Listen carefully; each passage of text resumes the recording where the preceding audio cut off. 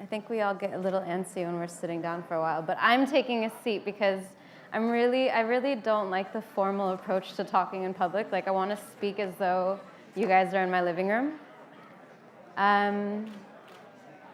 And also, just to clarify, my talk is not specifically about Excuse me, cancel culture, please. Shh. Thank you so much for your kindness. I also want to talk about ethics and our social structures changing and the way we absorb imagery these days. I'm an American, as I'm sure you guys can tell, but my parents are from Yemen and Egypt, and I grew up in Washington, D.C. Post 9/11. So imagery is really important to me, and I think that the importance of the ethics and responsibilities as an image maker is something that we need to talk about, especially when we're talking about sustainability.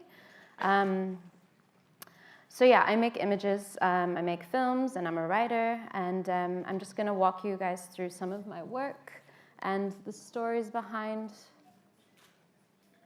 what I make.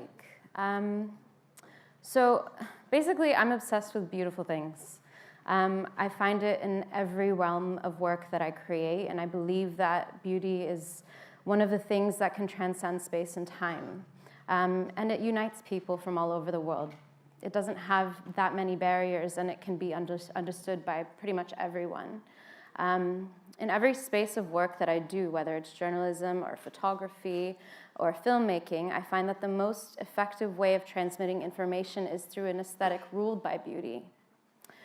Today, we're saturated with imagery from our phones to the streets that we walk down.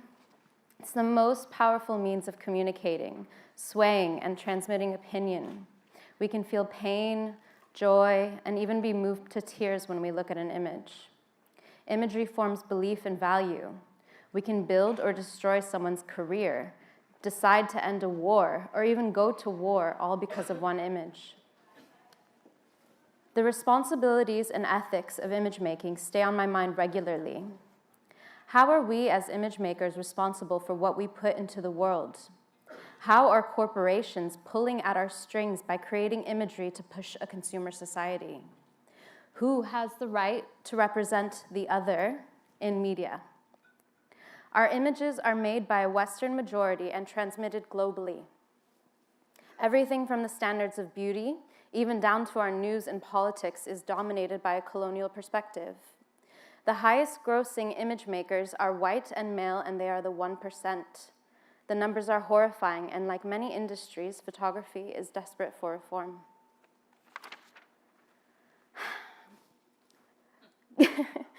Growing up in America, my image of myself was so skewed because of the stark contrast between Western women and women from the Middle East and North Africa, which are my ancestral homelands. Western women were the epitome of beauty and freedom. Eastern women, on the other hand, were oppressed, voiceless, and the subject of many images which pushed a propaganda campaign against the Muslim world. I feel like the Muslim woman was the original victim of this thing called cancel culture. We felt disgusted by the imagery we saw, so much so that we as a society were content to go to war for it. We as a society became obsessed with the fetish of unveiling the Muslim woman. We applaud Western journalists, from Steve McCurry to Lindsay Addario, for creating imagery which further divides us from these women and these cultures. We even applauded Oprah for the unveiling of an Afghani woman on stage. This is really real, by the way, and really problematic. So the work I do now seeks to find truth in imagery and to create space for depth where once none existed. I use both my body and my subjects to create work which touches upon so much which was once never left at our hands for communicating. Power, vulnerability, humanity, beauty, history, those things have never been ours, and my work seeks to own all of it. I want more of the imagery we digest to push us to think, to push me to think. How can we allow for a better understanding of the world through the imagery we consume? Working in journalism, I found so many problems with the moral compass by which we so often grant ourselves the right to photograph and report on other people. So often it is unjust and sensational. The gaze is important, and no matter what type of story we are digesting, we need to have critical eyes and remember that the bodies we see so often in the news deserve the same respect that we would give our own families. My work sought to take the women I knew, looked up to, and loved out of these typical scenarios we would normally see them in. I wanted to give these women context. Most of the Arab and Muslim women we see in the media are in bad states. No depth, no context. We assume so much, and our apathy towards them allows a stereotype to easily settle, and from there we become complacent. This series of images, sorry, my clicker wasn't working. So this series of images work to serve as a challenge of our ideas of the Muslim woman. Why must we only accept one version of a powerful woman? Why are we still policing women's bodies by refusing her ability to be great, even if she's underneath a hijab? Why must women look a certain way to be perceived as capable? I began to study my ancestral history. Where was the rhetoric of an oppressed woman actually coming from? I tried to understand how we as a society got to this point. Who were the women before me? Who were the veiled women photographed and slapped onto every front page story to further a stereotype without actually being spoken to? I dove deep into the understanding of the indigenous traditions of women throughout North Africa and the Middle East. Inspired by my own great-grandmother, I set on a journey to photograph the last generation of women with tattoos in these regions. I also made it a point to ask these women what the tattoos meant to them. Every piece of research I'd encountered before heading out into the field to do the work and the photos was written by a male colonial perspective. As a woman from the region, I received actually way more information than I'd been reading in these textbooks because I'm from the region and I could gain their trust. I learned that the disappearance of these tattoos is directly linked to globalization and the loss of women's spiritual power in these regions. These tattoos were a physical proof and manifestation of women's roles in the region.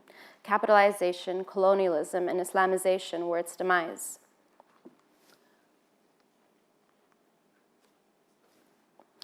So shortly after the election of Donald Trump, the Muslim ban effectively barred my father and the rest of our Yemeni family from ever entering the US. My heart was shattered, and my anger with the media's depiction of the Muslim was at an all-time high. And this is how this series, Shedding Skin, was born. I created a body of work depicting Arab women in a hammam. The image of Eastern women in hammams is one so often seen in art history. It is Orientalist in nature.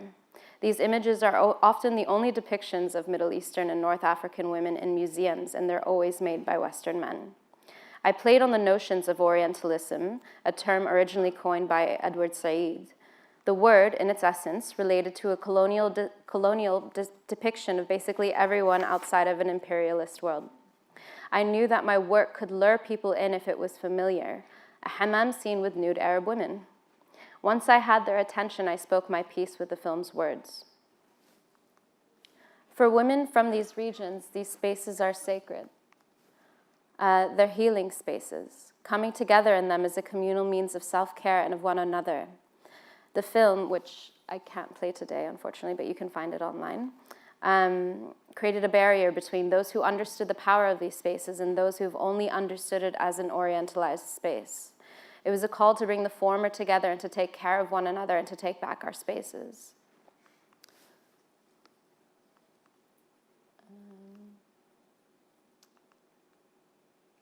Is this gonna play? Sorry. I don't know how to make this work. There, okay. Because I can't play my films, they're little GIFs for you guys to get a little sense of what's going on. So because growing up, I had just never seen any positive imagery about Islam, especially none made by women or from a woman's perspective. And I found this really problematic because, I mean, all of my friends in high school were traveling to Europe to go visit the Sistine Chapel or, these beautiful places. Although they weren't connected to the religion, it could be appreciated from a cultural point of view. And I wanted to celebrate that for myself and to see the beauty of my religion and my culture behind my religion and turn that into film. And it was hugely successful. These are just some GIFs from that. And there's another one right after. I think we can you also play it from there? Oh, there, oh good. So yeah, I would often wonder if my journey of finding fair representation in imagery would have received the same attention 20 years ago. My work blossoms in the West because I am digestible. I am American. And no matter my tendencies towards atheism, most headlines still refer to me and my work as the token Muslim woman breaking barriers. That's how my work generates clicks. Cancel culture has existed for as long as I can remember, except today we cancel people off based on mostly shallow ideas of who we think they are. Imagery allows us to further a hatred which leaves no space for vulnerability or depth. Our world has become so divided, and the Western culture of reality TV and celebrity worship has left us as bloodthirsty, ready to judge and attack and kill. We've been fooled into believing that the world we live in is one where diversity can thrive. We find liberation in our ability to share images of ourselves with a click of a button. We have the power to choose exactly how we'd like the world to see us and when. At times, I've felt wildly empowered by the amount of women who use this opportunity to represent their bodies, skin tones, and features which mainstream media has so long left unrepresented. I've found beauty in our ability to empower one another by normalizing what we've so often felt ashamed of. But I'm wondering where the consequences of this image-heavy world lay. There's a darkness in the need for validation based solely on appearance. Social media is a crawl of user-generated content, but the power spinning the wheels of what we see is a corporate world of targeted marketing. The equation of images to likes and likes to confidence or even happiness scares me. We call it empowerment. We call it confidence and beauty. We even call it feminism. Something deep inside of me screams that the image of the woman is still not our own. I fear that the false sense of empowerment is a temporary high from an ego-rewarding consumerist society. I fear that the benefactors from the image of the woman still lay in a heavily patriarchic system where our bodies are owned in order to be exploited. I can't confidently say that our gender balances of the corporate world make things better if the original framework for capitalism remains the same. On the surface, our empowerment in the types of bodies we can showcase and honor feels like a beautiful step towards women feeling confident about the skin they are in. Women can find role models and community where they feel truly represented. This is something to stand up for, a truly remarkable feat. But who's winning? The underbelly of this accomplishment is a true reflection of a consumerist society that we live in. We feel the need for all media and advertising to represent us because we want to participate as consumers. And thus, we've allowed a world to exist where corporations rule the images we see before us every day. Is this empowerment? I've made self-portraiture for as long as I can remember. At first, my intent with my imagery was simply to see myself. I was curious about who I was because I never saw anyone like me in the imagery out in the world. This fact of life never really saddened me, but it piqued my curiosity. Am I beautiful? What does my nose look like from my profile? Can I also be sexy, or is that only for skinny blonde women? The self-portrait became a way of understanding myself through the image of myself. This portraiture evolved to become a means for me to express myself and to take ownership of myself when so often I feel I had no space to be me on my own terms. So I can relate to young women when they find empowerment in the image of themselves. I get it. I really do. There's something wildly liberating about being able to use our body to express ourselves in a brutally honest manner. My images have been seen in the pages of some of the largest names in the industry, even though there's nothing marketable about my work. Instead, what so often accompanies features about my self-portraiture is my religion. I am a clickbait dream. In our heavily racially motivated times, I attract an audience because I am a nude Muslim woman. I am not granted the right to secularity because we have so long consumed an idea of what the Muslim woman is. I am the Muslim because our society needs to categorize women in order to digest them. The plus-sized one, the hairy one, the Muslim one. How are our labels of one another pushing us forward if we so desperately need to attach them to every female body we see? I find that rather than us actually trying to embrace our differences, we're merely exploiting them to further divide us and attract clicks, yet again for a capitalistic gain.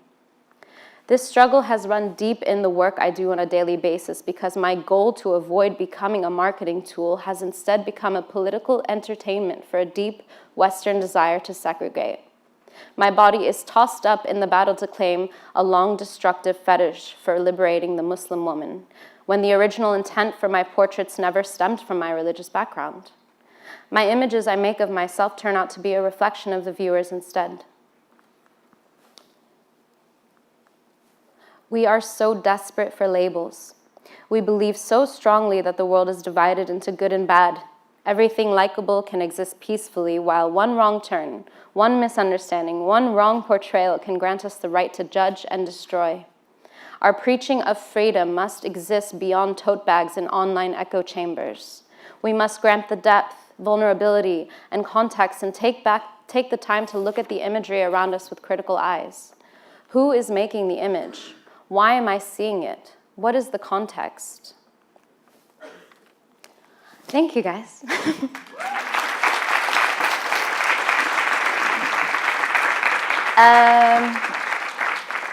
Can we do questions, or is there enough time? Two questions.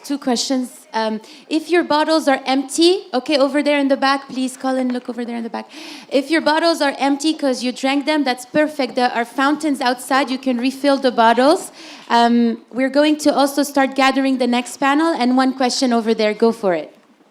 Colin, over there. Look, she's over there.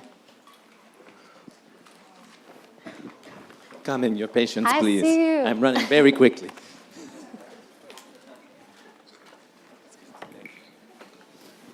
Thank you so much. Hi. Hi. Hello. I just wanted to say you're a very talented photographer. Thank you. Your work is beautiful. I'm actually from the same part of the world that you're from, and so I'm interested in the fact that you grew up in America, you said? Yeah. So I'm 42 years old. I'm Afro-Arab. And I think there's two conversations to be had here, and I feel a sense of responsibility. I want everybody in this room to understand that there's a conversation about being Muslim, the conversation about being Arabic, and there's a conversation about being an American interpreting Arabic and Muslim women through their eyes. I'm just a little bit concerned, and I would really love your response on this. Why do you feel that the Arab women need the West to liberate them? I don't. So why? I want to question. I think the intent of my work is your work is through American eyes. Your work is showing the Arabic or the Muslim woman through Western eyes. The story, like the panel before, people who have the least opportunity to speak are the ones that need the mic to have their conversation heard. So the Arabic women need to tell their story. The Muslim women need to tell their story. And there's a conversation about the niqab and the hijab. There are two different things. And taking our veil off and taking our headscarves off, and I'm very aware that I'm not wearing one now, doesn't mean we are waiting to be liberated. And the West, I love Oprah to death, but Oprah doesn't get to say when I'm liberating, when my mum and my aunt are liberated. I get to say that. Of course, 100%. I think that's what I was really trying to get at. Well, then nudity is not freedom. Nudity is not freedom. No, I never said that, and I think that that's hugely a part of my conversation here, actually. I'm wondering if anybody else agrees with me, because I am 42 years old, and I have seen the Middle East. I saw Dubai from the print publications that are liberating, the Vogue Arabia that is all over the Middle East representing what the Arab want. I remember when you could see Dubai from Abu Dhabi, it was just a fishing port. And that's where my father lives, actually. I have been in the industry and watched the publications rise, and I watched this modest movement. It's actually the largest growth sector for the luxury industry, and I've been in the luxury industry for 22 years, and my dear lady, it undoes a lot of effort when we associate nudity with freedom, because the individual gets to choose that. No, I think maybe you misunderstood me. No, I understand clearly. No, I think you're actually completely misunderstanding me. I think that the point of my work was to actually bring up these points and to actually question why we believe that the West needs to liberate. The first series of images I actually showed were the only images circulating the web at the time of women wearing hijab, niqab, being in powerful positions. And that was something I really needed to see because those are my cousins in those pictures. Yeah, sure, and I have the right to share my story as an Arab American. I have the complete right to share myself, my perspective as a Muslim woman. But wait, but the thing is, the problem is that we believe that one person has to justify every single other person out there. That's not the job that one individual has, and that's my problem with the media, that we are constantly saying that because I'm a Muslim, I represent all Muslims, and this is what I was getting at. This is the point that I was trying to show in this perspective, is that we have the right to be dynamic. We have the right to be different in all respects. Those women in those photographs are my cousins. You know, that's my family. I want to show their beauty and their power through those images. But then at the same time, I have the right to also express myself with my body. And why is it a problem for me to do that? Why is it that a Muslim woman has to be only perceived as Muslim before she's an artist? I don't want the world to label me about my religion before I can create the images and show my work, point blank. My images weren't made because I'm a Muslim. I wasn't making images of my body because I'm trying to be liberated from the Muslim whatever. I'm doing it because that's who I am, and I have the right to be that person. To constantly put me in a box of being a Muslim woman is actually bringing us backwards more and more and more.